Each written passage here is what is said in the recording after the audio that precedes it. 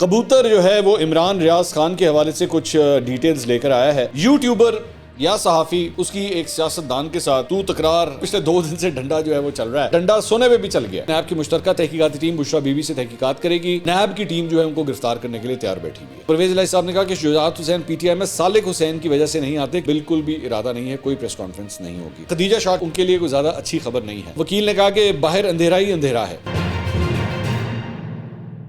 السلام علیکم ناظرین، میں ہوں منصور علی خان، اپنے ڈیجیٹل چینل کے اوپر آپ کو خوش آمدید کہوں گا۔ ناظرین، بڑی ایکسکلوسیو خبر اس ویڈیو کے اندر آپ کے ساتھ شیئر کروں گا۔ کبوتر جو ہے وہ عمران ریاض خان کے حوالے سے کچھ ڈیٹیلز لے کر آیا ہے۔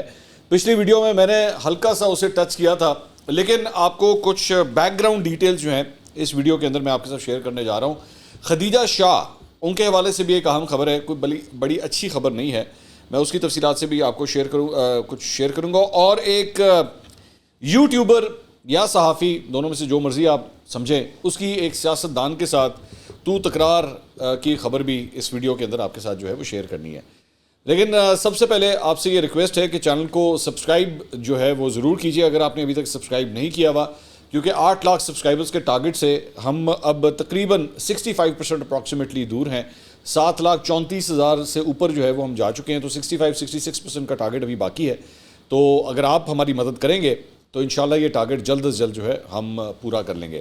خبروں کی طرف آتے ہیں۔ ڈنڈا جناب پچھلے 2 دن سے ڈنڈا جو ہے وہ چل رہا ہے۔ ڈنڈا ڈالر پہ بھی چلا ہے، ڈنڈا سونے پہ بھی چل گیا۔ پچھلے 2 دن کے اندر ہم نے ڈالر کی قیمت کے اندر ایک بہت بڑی گراوٹ ہم نے دیکھی ہے، اور وہ ڈالر جو اوپن مارکیٹ میں 333 روپے تک پہنچ چکا تھا، آخری جو کلوزنگ ہوئی ہے اوپن مارکیٹ میں کل، وہ 310 روپے تک ہو چکی ہے۔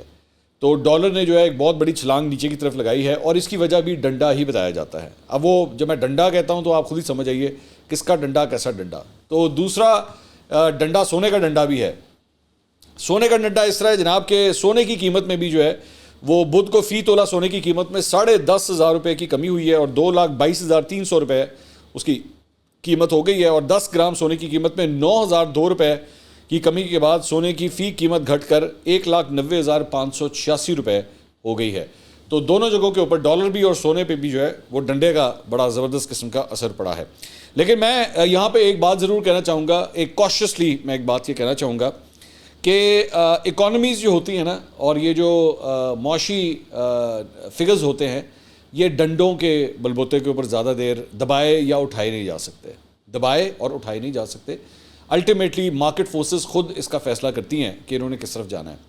ہاں یہ ضرور ہے کہ اگر ان ریئلسٹک مارکیٹ فورسز ہوں تو وہ ایکسٹرنل فیکٹرز کی وجہ سے ڈیفینیٹلی اس کے اوپر اثر ضرور پڑتا ہے، لیکن وہ ٹیمپرری ہوتا ہے۔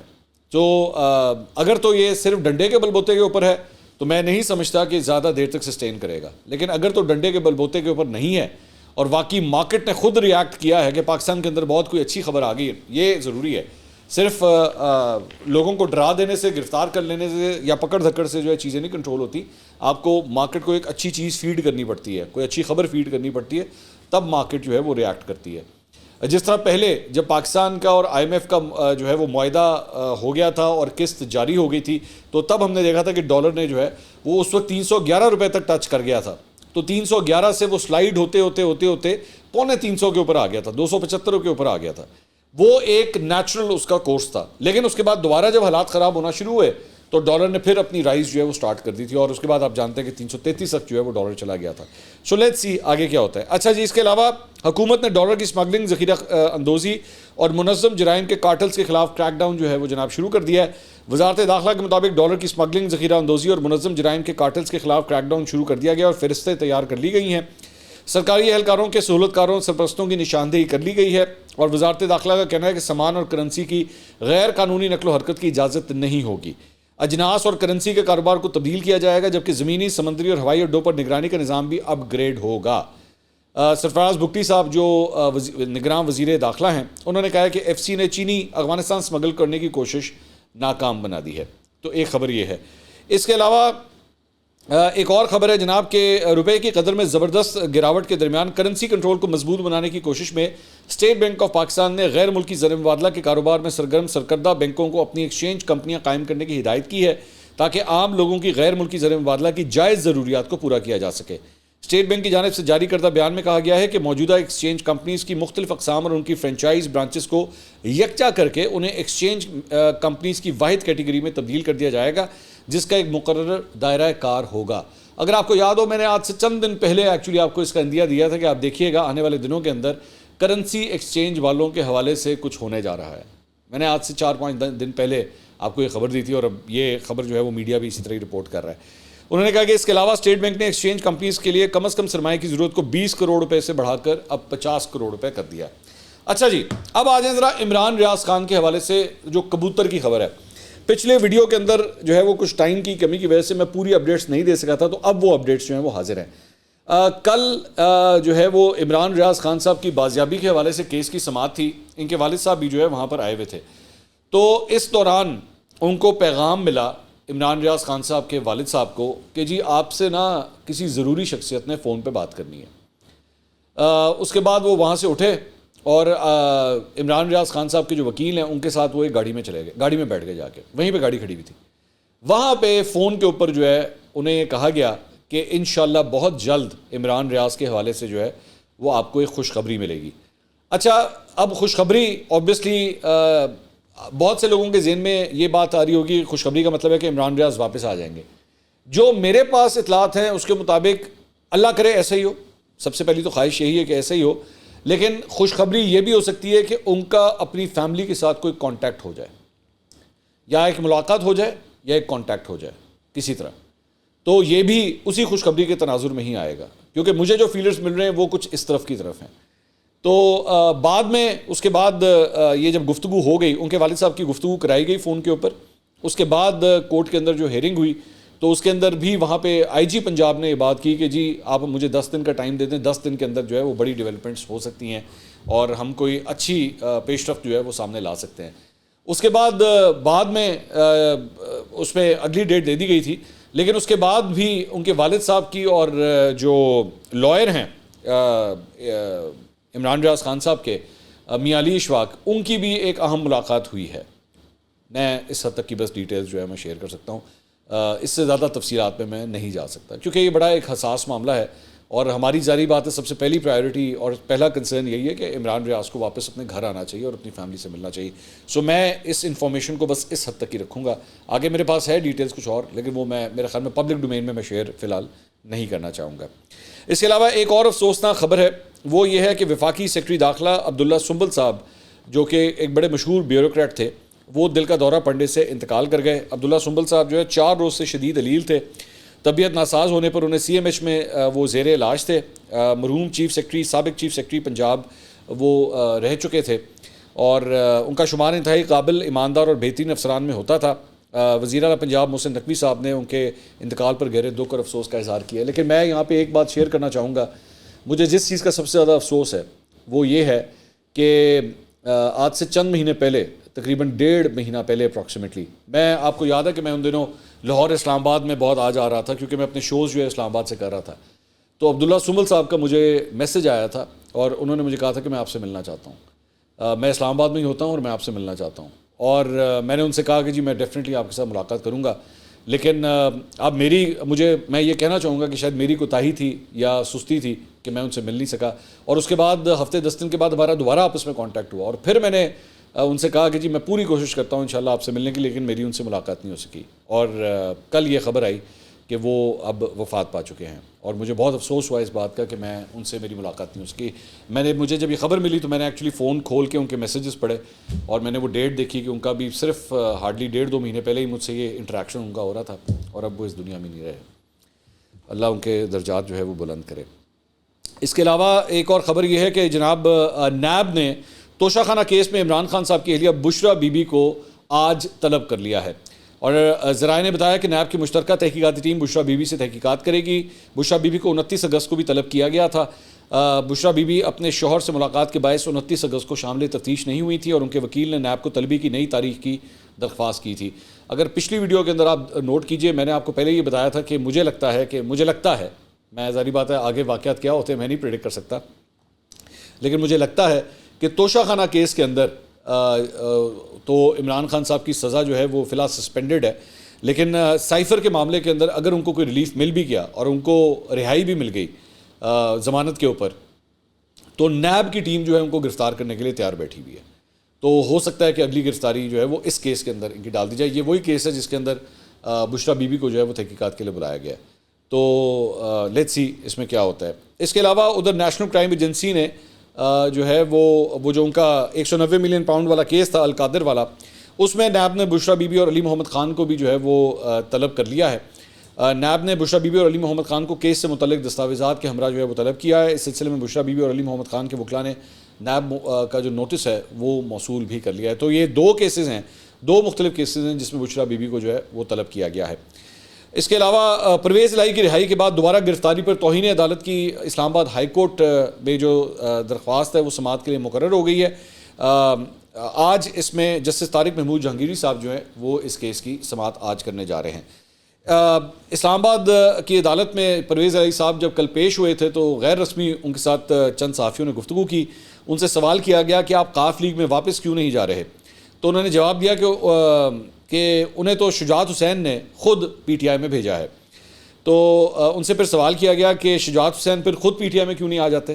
تو پرویز الہی صاحب نے کہا کہ Shujaat Hussain P T I میں سالک حسین کی وجہ سے نہیں آتے کیونکہ سالک حسین کو وزیر بننے کا بہت شوق تھا. پھر ان سے ایک سوال کے جواب میں انہوں نے کہا کہ مجھ سے کسی نے کیا ملاقات کرنی ہے، میں ہی کسی سے ملاقات نہیں کرنا چاہتا. پھر صحافی نے سوال کیا کہ پریس کانفرنس کرنے کا ارادہ ہے؟ انہوں نے کہا کہ بالکل بھی ارادہ نہیں ہے، کوئی پریس کانفرنس نہیں ہوگی. پرویز الہی صاحب کے اس بیان کے اوپر چودھری سالک صاحب کا بھی جو ہے وہ رد عمل سامنے آیا ہے. انہوں نے کہا کہ پورے پاکستان اور پی ٹی آئی کو معلوم ہے کہ وزیر بننے کا شوق کسے تھا. پرویز الہی کے اصرار پر چودھری شجاعت 3 بار پی ٹی آئی چیئرمین کے پاس گئے کہ مونس کو وزیر بنا دو. پرویز الہی کے اصرار پر پی ڈی ایم سے ان کے لیے وزارت اعلیٰ مانگی گئی. مجھے نہ تب وزیر بننے کا شوق تھا نہ بعد میں. ماموں جان بیٹے کا غصہ مجھ پر نکال رہے ہیں، کوئی بات نہیں، وہ بڑے ہیں. تو یہ اس حد تک جو ہے گفتگو ہوئی ہے. اب آ جائیں ذرا خدیجہ شاہ کے معاملے کے اوپر، جو ان کے لیے کوئی زیادہ اچھی خبر نہیں ہے. لاہور ہائی کورٹ کی جسٹس عالیہ نیلم اور جسٹس اسجد جاوید صاحب نے جو ہے وہ خدیجہ شاہ، عالیہ حمزہ، طیبہ راجہ اور دیگر کی ضمانتوں کی درخواستوں پر سماعت کی. تمام ملزمان کے وکلاء نے مل کر سینئر وکیل عابد ساکی صاحب سے درخواست کی کہ آپ ہم سب کی طرف سے دلائل دیں. عابد ساکی صاحب نے دلائل دیتے ہوئے جو ہے وہ جج صاحب سے کہا کہ میرے پاس کوئی اور در نہیں ہے جو میں جا کر کھٹکھٹاؤں، اور کچھ نہیں تو ان خواتین کو دیکھیے قانون کس طرح اجازت دیتا ہے خواتین کی ضمانت اتنی دیر روک کر رکھنے کا. ان میں سے کوئی پاکستان چھوڑ کر نہیں بھاگے گا، تمام لوگ کیسز کا سامنا کریں گے، آپ مہربانی کریں اور ضمانت دے دیں. اسپیشل پروسیکیوٹر فرحاد شاہ نے ملزمان کی درخواست سے ضمانتوں کی مخالفت کی. اسپیشل پروسیکیوٹر نے کہا کہ مقدمے میں نئی دفعات لگا دی گئی ہیں، زیادہ تر ملزمان ریمانڈ پر ہیں. وکیل ملزمان نے موقف اختیار کیا کہ ہم 9 مئی کے واقعات کی مذمت کرتے ہیں، جس پر جسٹس عالیہ نیلم نے ریمارکس دیے کہ آپ اگر پہلے مذمت کر دیتے تو اب تک جان چھوٹ جاتی. وکیل نے جواب دیا کہ یہ تو جناح ہاؤس کا قبضہ چھڑوانے گئے تھے. اس پہ جج صاحبہ نے کہا کہ جی کیا آپ اعتراف جرم کر رہے ہیں؟ تو وکیل نے کہا کہ باہر اندھیرا ہی اندھیرا ہے. عدالت نے کہا کہ ہر اندھیرے کے بعد روشنی ہوتی ہے. عدالت نے استفسار کیا کہ کیا مقدمے کی تفتیش مکمل ہوئی اور اگر ہوئی ہے تو کیا نتیجہ عکس کیا گیا؟ اسپیشل پروسیکیوٹر نے کہا جی مقدمے کی تفتیش ابھی جاری ہے. عدالت نے خدیجہ شاہ، عالیہ حمزہ سمیت 97 افراد کی رہائی کی درخواست سے ضمانتوں پر فریقین کے دلائل سننے کے بعد فیصلہ محفوظ کر لیا. بعد ازاں لاہور ہائی کورٹ نے 9 مئی واقعات پر خدیجہ شاہ، عالیہ حمزہ سمیت 97 افراد کی رہائی کی درخواستوں کی ضمانت پر فیصلہ سنا دیا اور 2 رکنی بینچ نے ضمانتوں کی درخواستیں واپس ٹرائل کورٹ کو بھیج دیں. عدالت نے حکومت پنجاب کی مقدمات میں نئی دفعات شامل کرنے کی درخواست بھی منظور کر لی. عدالت کا کہنا تھا کہ جی وجوہات تفصیلی فیصلے میں جاری کی جائیں گی. مقدمات میں نئی دفعات شامل ہو چکی ہیں، ملزمان نئی دفعات کے مطابق شامل تفتیش ہوں اور نئی دفعات شامل ہونے کے بعد ٹرائل کورٹ میں ضمانت کی درخواستیں دائر کریں. تو ایک جگہ جہاں پہ ضمانتیں مانگی جا رہی تھیں وہ ریجیکٹ ہو گئی، معاملہ دوبارہ ٹرائل کورٹ کی طرف بھیج دیا گیا. اور اب جو بری خبر یہ ہے کہ اور بھی نئی دفعات جو ہیں ان لوگوں کے خلاف اب جاری کر دی گئی ہیں. تو خدیجہ شاہ، عالیہ حمزہ، صنم جاوید اور یہ جتنی بھی خواتین ہیں اور بھی دیگر افراد ہیں ان کی مشکلات جو ہیں وہ مزید بڑھ گئی ہیں. اس کے علاوہ جناب کراچی پولیس نے پولیس موبائل نظر آتش کرنے کے کیس میں 1 دن کا جسمانی ریمانڈ مکمل ہونے پر حلیم عادل شیخ کو انسداد دہشت گردی کی عدالت میں پیش کیا. سماعت کے دوران عدالت نے تفتیشی افسر سے کیس کا چلان طلب کر لیا.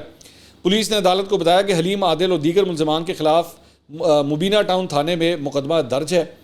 پولیس کے تفتیشی افسر نے عدالت سے حلیم عادل کے مزید جسمانی ریمانڈ کی استدعا کی، جسے عدالت نے مسترد کرتے ہوئے حلیم عادل شیخ کو جوڈیشل ریمانڈ پر جیل بھیج دیا. واضح رہے کہ گزشتہ ہفتے حلیم عادل شیخ کو 9 مئی کے مقدمے پہ ضمانت پر رہا کیا گیا تھا، تاہم پولیس نے انہیں عدالت کے باہر سے دوسرے مقدمے میں پھر گرفتار کر لیا تھا۔ یہ موبائل پولیس وین جلانے کا مقدمہ ہے جس کے اندر اب اس وقت ان کی گرفتاری چل رہی ہے۔ اچھا جی، اس کے علاوہ ایک اور خبر جو ہے وہ ڈان اخبار میں ایک بڑی انٹرسٹنگ خبر آئی ہے، اور اس کے مطابق سوشل میڈیا میں جاری رپورٹس میں دعویٰ کیا گیا تھا کہ پاکستانی سفارت خانے کی جانب سے پاکستانی نژاد امریکی شہریوں کو پی ٹی آئی سے تعلق کی وجہ سے ویزا جاری کرنے سے انکار کیا گیا ہے۔ رپورٹس میں کہا گیا کہ چند امریکی شہریوں کو سیاسی سرگرمیوں میں حصہ لینے پر پاکستان میں گرفتار بھی کر لیا گیا تھا۔ امریکہ میں پاکستان کے سفارت خانے کی جانب سے ان افواہوں کی تردید کی گئی ہے۔ امریکہ میں پاکستان کے سفارت خانے کی جانب سے ٹویٹر پر جاری تردیدی بیان میں کہا گیا ہے کہ سفارت خانہ ایسی افواہوں کی تردید کرتا ہے کہ کسی پاکستانی نژاد امریکی کو ویزا دینے سے انکار کیا گیا ہے۔ بیان میں کہا گیا کہ سفارت خانے نے پاکستانی نژاد امریکیوں اور سمندر پار پاکستانیوں کو بلا تعطل ویزوں کا اجرا جاری رکھا ہوا ہے۔ مزید کہا گیا کہ پاکستانی امریکیوں کو ویزے کا اجرا سے انکار یا ویزوں کی درخواستیں مسترد کیے جانے کی افواہوں میں کوئی حقیقت نہیں ہے، اور یہ مس انفارمیشن اور ڈس انفارمیشن ہے۔ پاکستانی سفارت خانے کا کہنا تھا کہ پاکستانی نژاد امریکیوں اور دیگر سمندر پار پاکستانیوں کا ان کے مادر وطن پاکستان میں خیر مقدم کیا جاتا ہے۔ سفارت خانہ انہیں ویزا سمیت تمام ممکنہ کونسلر خدمات فراہم کرے گا، اور ویزے کی درخواستوں پر عمل 24/7 آن لائن میسر ہے، اس لیے پریشانی کا کوئی مسئلہ نہیں ہے۔ اچھا جی، ایک ویڈیو جو ہے وہ سامنے آئی ہے، ذرا میں وہ آپ کے ساتھ شیئر کرنا چاہ رہا ہوں۔ سوشل میڈیا کے اوپر یہ ویڈیو کل رات کو کافی سرکولیٹ کر رہی تھی۔ معاملہ کیا ہے، یہ اسکرین کے اوپر بھی آپ یہ دیکھ رہے ہیں۔ معاملہ یہ ہے کہ فیصل چودھری صاحب، جو خود بھی ایک وکیل ہیں، پاکستان تحریک انصاف کے لیڈر رہے ہیں، فواد چودھری صاحب کے بھائی ہیں، وہ پچھلے کئی مہینوں سے، خاص طور پہ 9 مئی کے بعد اور جب فواد چودھری نے پی ٹی آئی چھوڑ دی، اس کے بعد سے وہ میڈیا کے اوپر زیادہ ایکٹیو نہیں ہیں، اور آپ ان کو پروگراموں کے اندر بھی اب نہیں دیکھ رہے ہوں گے۔ تو وہ کھڑے ہوئے تھے تو کورٹ کے باہر، تو وہاں پہ ایک رپورٹر جو ہیں جن کا نام شراز حسین ہے، وہ وہاں پہ آئے۔ تو شراز حسین صاحب جناب ان کے پاس آئے اور انہوں نے ان کی طرف مائک کیا اور انہوں نے کہا کہ جی میں نے آپ سے ایک سوال کرنا ہے۔ تو فیصل چودھری صاحب نے وہ کسی کو کہا کہ یار پہلے تو کیمرہ تو بند کرو نا۔ تو انہوں نے کہا کہ جی سر پہلے آپ سوال کا جواب دیں۔ فیصل چودھری نے کہا میں نے کسی سوال کا جواب نہیں دینا۔ رپورٹر نے کہا کہ جی پہلے آپ دونوں بھائی عمران خان کے ترجمان بنے ہوئے تھے۔ اس نے سوال شروع کر دیا، اس نے کہا پہلے آپ دونوں بھائی عمران خان کے ترجمان بنے ہوئے تھے۔ تو فیصل چودھری نے کہا بھائی آپ کون ہیں، مطلب انہوں نے ان سے ان کا انٹروڈکشن مانگا۔ تو انہوں نے کہا سر میں میڈیا کا جرنلسٹ ہوں۔ فیصل چودھری نے کہا نہیں آپ جرنلسٹ نہیں ہیں، آپ یوٹیوبر ہیں۔ تو اس نے رپورٹر نے کہا سر میرے پاس اخبار کا کارڈ بھی ہے۔ فیصل چودھری نے کہا کون سے اخبار کا؟ تو انہوں نے کہا جی یہ میرے پاس ممتاز اخبار کا کارڈ ہے۔ کون سا اخبار؟ ممتاز اخبار۔ میں نے ویسے پہلی دفعہ اس اخبار کا نام سنا، میری کوتاہی ہے، میں نے نہیں سنا تھا اس سے پہلے۔ انہوں نے کہا میرے پاس ممتاز اخبار کا کارڈ ہے۔ فیصل چودھری صاحب نے کہا اوئے ہوئے ایڈا وڈا حاجی صاحب، اے ممتاز والے نے تسی سنبھالو۔ وہ کسی اور کو کہہ رہے تھے کہ بھائی یہ تو بہت بڑا اخبار آ گیا، اس کو آپ سنبھالیں۔ تو رپورٹر نے کہا سر یہ بتا دیں، فیصل چودھری نے کہا میں کسی سوال کا جواب نہیں دینا۔ رپورٹر نے کہا سر فواد صاحب کدھر ہیں، کب تک آپ قوم کو بیوقوف بناتے رہیں گے؟ اب یہ سوال جو ہے نا اس نے کر دیا ہے، جبکہ وہ کہہ رہے ہیں میں نے بات نہیں کری، انہوں نے پھر بھی سوال کر دیا۔ فیصل چودھری صاحب نے کہا جب تک ممتاز اخبار والے ہیں۔ تو رپورٹر نے کہا سر اس طرح کریں گے اب آپ؟ تو فیصل چودھری نے کہا ہاں اس طرح کریں گے۔ رپورٹر نے کہا خان صاحب کے حوالے سے کوئی بات کریں گے؟ فیصل چودھری صاحب نے کہا خان صاحب کو اللہ تعالیٰ سرخرو کرے اور ان کی مشکلات آسان کرے۔ رپورٹر نے کہا سر فواد چودھری صاحب آج کل کہاں ہیں؟ تو فیصل چودھری نے کہا فواد چودھری صاحب ادھر ہی ہیں، ڈھونڈے انہیں جا کر۔ رپورٹر نے کہا ان کے حوالے سے کیا کہیں گے، کوئی منسٹری لیں گے آگے؟ فیصل چودھری نے کہا کوئی منسٹری نہیں لیں گے۔ رپورٹر نے کہا تھینک یو۔ اچھا اب یہاں پہ یہ ڈیبیٹ شروع ہو گئی۔ ڈیبیٹ یہ سٹارٹ ہوئی کہ فیصل چودھری صاحب، کچھ جو فیصل چودھری صاحب کے خلاف لوگ ہیں یا فواد چودھری صاحب کے خلاف لوگ ہیں، انہوں نے کہا جناب فیصل چودھری نے بدتمیزی کی ہے، ایک صحافی کے ساتھ جو ہے وہ بدتمیزی کی ہے اور جواب کیوں نہیں دیا۔ جبکہ چند لوگ جو ہیں وہ یہ جو رپورٹر صاحب ہیں شراز حسین صاحب، ان کے اوپر تنقید کر رہے ہیں کہ آپ جو ہے جب تک ایک شخص یہ نہ آپ کو اجازت دے کہ آپ اس سے بات کر سکتے ہیں تب تک آپ ان سے گفتگو نہیں کر سکتے، یا آپ ان کو جا کے پوک نہیں کر سکتے کہ آپ کے سوال کا جواب دیں۔ پھر چند لوگ یہ بھی تنقید کر رہے ہیں کہ فیصل چودھری صاحب نے ان کو کہا کہ نہیں آپ صحافی نہیں، آپ یوٹیوبر ہیں۔ اچھا یہ ٹاپک جو ہے نا یہ اتنا زیادہ دھندلا ہے اور اتنا مڈی ہے کہ اس کے بارے میں کلیئرٹی نہیں آ سکتی۔ وہ اس لیے اب میں فار ایگزامپل میں چھوٹی سی ایگزامپل اگر آپ کو دوں تو یہ جو ممتاز اخبار جس کا انہوں نے ذکر کیا، میں نے آپ کو بتایا میری کوتاہی ہے کہ میں نے اخبار نہیں پڑھا آج تک، مجھے نہیں پتا تھا یہ اخبار موجود ہے، یہ میری کوتاہی ہے.